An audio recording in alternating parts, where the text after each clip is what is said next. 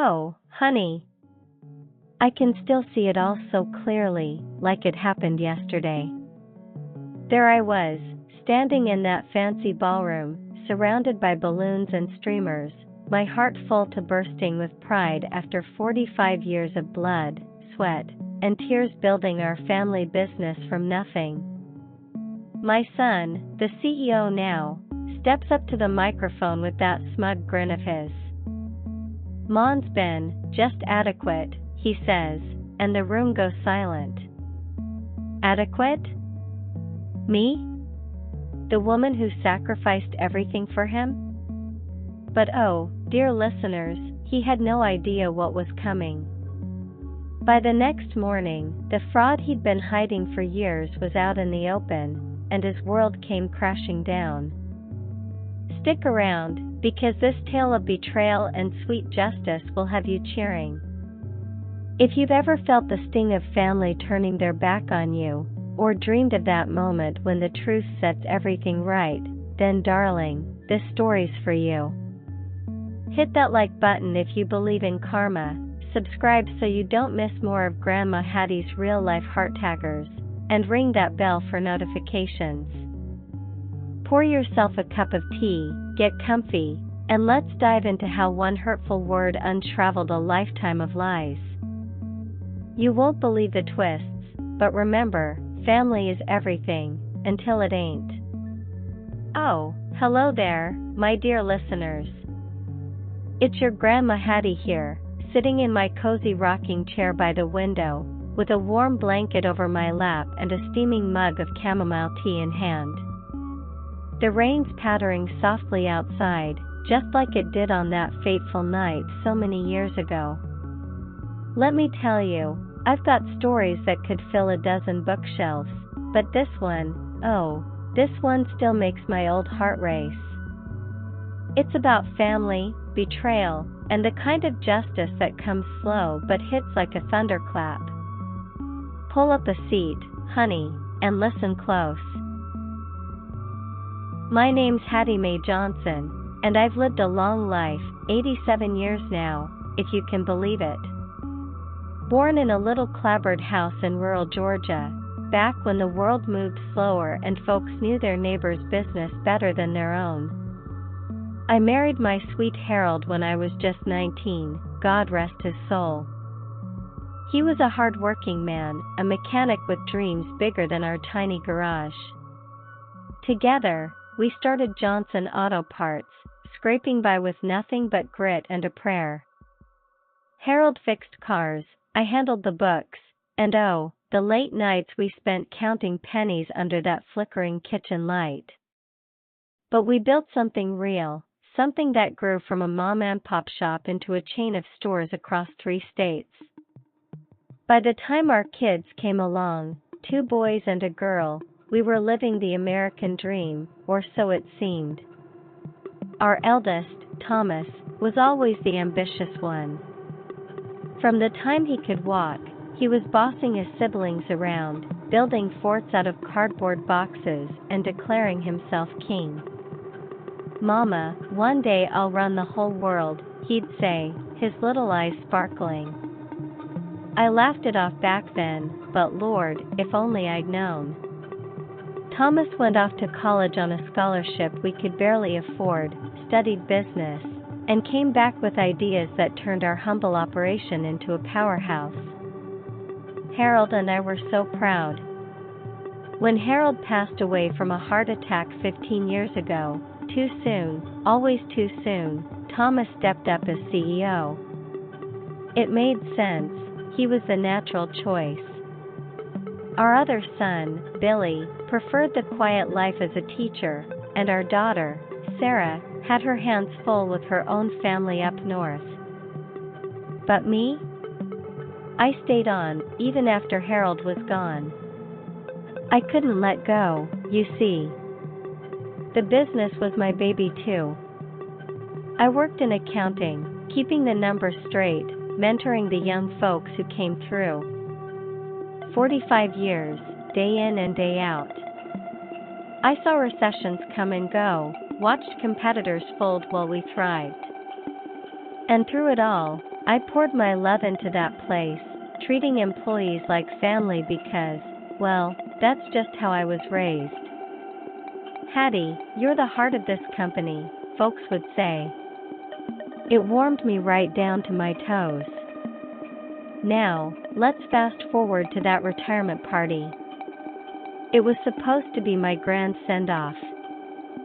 Thomas insisted on throwing it big, rented out the ballroom at the fanciest hotel in town, crystal chandeliers twinkling like stars, tables draped in white linen with centerpieces of roses that matched my favorite color, pink. I remember slipping into my best dress, a soft lavender number with lace sleeves that Harold had bought me for our 40th anniversary. My granddaughter, little Emma, she's 12 now, but back then she was 10, helped me with my pearls. "You look like a queen, Grammy," she said, and I hugged her tight, feeling tears prick my eyes. The room was packed, employees past and present, suppliers, even some old customers. Billy flew in from California, Sarah from New York with her husband and kids. Thomas's wife, Marlene, oh, we'll get to her in a bit, was flitting around like a social butterfly, air-kissing cheeks, and laughing too loud. And Thomas himself, tall and sharp in his tailored suit, looking every bit the successful CEO. I mingled, shaking hands, sharing laughs over old stories. "Remember that time the roof leaked during the big storm, and we all bailed water with buckets," someone said. I chuckled, my heart swelling with memories. But as the evening wore on, I noticed little things. Thomas barely glanced my way. When I tried to chat with him about the early days, he brushed me off with a curt, "Later, Mon." Marlene whispered something to a group of wives, and they tittered, their eyes darting toward me. I shook it off, maybe nerves, I thought. Retirement jitters. Then came the speeches. First, a few employees toasted me, sweet words about my dedication, how I'd baked cookies for birthdays and lent an ear during tough times. Tears flowed freely then, mine included. Billy got up, his voice cracking as he talked about watching me and Dad build the business. "Mon's not just adequate," he said, "she's extraordinary." The crowd clapped warmly. Finally, Thomas took the stage. The room hushed. He adjusted the microphone, cleared his throat. "Well, folks, we're here to celebrate my mother's retirement. Mon's been with us a long time, 45 years, to be exact. She's handled the books adequately." Adequately? The word hung in the air like a bad smell. He paused, smirking a bit. "I mean, in today's world, we need innovation, not just adequacy. But hey, thanks for the service, Mon. Enjoy the golf courses." The applause was scattered, awkward. I stood there, frozen, my smile plastered on like cheap wallpaper. Adequate? Me, who had caught errors that saved us thousands? Who had worked unpaid overtime to keep us afloat? My chest tightened, like Harold's old vice grip. Billy shot me a worried look, Sarah's face paled. But Thomas just stepped down, accepting backslaps from his cronies as if he'd delivered a TED Talk. Let me back up a spell, because to understand the hurt, you need the whole picture. Thomas hadn't always been this way. As a child, he was my shadow, helping me in the office after school, learning to balance ledgers on my knee. "Mama, how do you make the numbers dance?" he'd ask. I'd ruffle his hair and explain. But success changed him. After Harold died, Thomas took over and expanded aggressively, new stores, fancy marketing, even talks of going public. I supported it all, but I started noticing discrepancies in the books. Small at first, inflated expense reports, vendor payments that didn't match invoices. I'd question him gently. "Tommy, this doesn't add up." He'd wave it off. "Mon, it's modern accounting. You wouldn't understand." Marlene didn't help. She married Thomas 10 years ago, a sleek city girl with expensive tastes. Always pushing for more, bigger house, luxury cars, vacations to Europe. "Hattie, dear, you should retire and enjoy life," she'd say with that syrupy smile, but her eyes were cold. I suspected she saw me as a relic, someone in the way of their empire building. And the grandkids? Emma and her brother Jack adored me, but Thomas and Marlene kept them busy with activities, limiting our time together. "Grammy's old-fashioned," I overheard Marlene say once. It stung. But the real secret? Oh, Lord, it started unraveling about 2 years before the party. I was reviewing old files, part of my job, tying up loose ends before retirement. Buried in a stack of archived reports, I found anomalies. Payments to a shell company called Martha Ventures.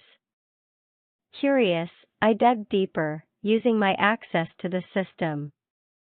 Turns out, Martha was registered to Marlene and Thomas. They'd been siphoning funds, skimming profits, faking expenses, even underexposing taxes. Millions over the years. My heart just broke. This wasn't a mistake, it was fraud, plain and simple. Harold would roll in his grave. I confronted Thomas privately. "Son, what's this? We built this on honesty." He turned red, then defensive. "Mon, it's just smart business. Everyone does it. You want the company to thrive, right?" I pleaded with him to stop, to make it right. "For the family, Tommy." He promised he would, but months passed, and nothing changed. I checked again, more transfers. I couldn't sleep, tossing and turning, praying for guidance. Expose him? My own flesh and blood? Or protect the legacy? Back at the party, his words lit a fire in me. "Adequate? No, sir." That night, as guests mingled, I slipped into a quiet corner and made a call. To my old friend, Detective Harris from the local PD, we'd known each other since Harold's Lodge days. "Jim, I need to report something." I spilled it all, emails ready as evidence. He listened, brave. "Hattie, you sure? This could tear your family apart." "It's already torn," I whispered. The next morning, chaos. Police at the office, warrants for records. Thomas called me frantic. "Mon, what have you done?" "What I had to, son." "You called me adequate. Well, this adequate old woman knows right from wrong." The investigation exploded. Fraud charges, IRS involved. Turns out, it was worse than I knew, embezzlement from employee pensions too. The board ousted him, the company teetered but survived under interim leadership from Billy, who stepped in reluctantly. Marlene left him, taking half in the divorce. Thomas lost everything, the house, the cars, his reputation. Last I heard, he's working as a consultant somewhere, scraping by. The grandkids? They live with me now part-time, court ordered it after the mess. Emma says, "Grammy, you're the bravest." And me? I finally retired, but on my terms, with a clean conscience. But cracks appeared. Thomas married Marlene in 2012, a marketing executive he met at a conference. She was polished, with designer clothes and a sharp tongue. "Hattie, you should update your wardrobe," she'd say with a smile that didn't reach her eyes. They bought a big house in the suburbs, drove luxury cars. I worried about the spending. In the office, I saw odd entries, payments to vendors I didn't recognize, expense reports for trips that seemed excessive. "Tommy, this doesn't add up," I'd say in private. He'd pat my hand. "Mom, it's how business is done now." Tax strategies. I let it slide, not wanting conflict. The grandkids adored me. Emma, with her freckles and love of drawing, would spend weekends at my house. "Grammy, tell me about when you started the business," she'd beg. I'd spin tales, adding flourishes for drama. Jack, more like his dad, was into sports, but he'd listen too. Marlene resented it. "The kids have schedules, Hattie." Visits dwindled. By 2018, I was 80, still working part-time. Retirement loomed, but I dreaded it. "Mon, it's time," Thomas said. "Enjoy life." I agreed, planning to bow out gracefully.